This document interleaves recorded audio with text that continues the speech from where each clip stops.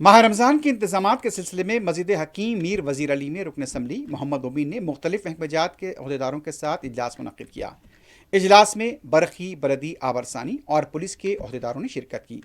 رکن اسمبلی محمد مبین نے بتایا کہ مسجد وزیر علی کے پاس صفائی، لائٹنگ اور مؤثر ٹریفک کی بحالی کے انتظامات پر خصوصی توجہ دلائی گئی۔ رمضان میں مسجد کو برقی قمقموں سے سجایا جائے گا، آس پاس اسٹریٹ لائٹس لگائی جائیں گی۔ رکن اسمبلی نے بتایا کہ رمضان کے آغاز سے پہلے تمام انتظامات مکمل کر دیے جائیں گے۔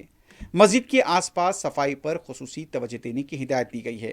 مسجد کے آس پاس کے علاقے میں لائٹس بھی عارضی طور پر لگائی جائیں گی۔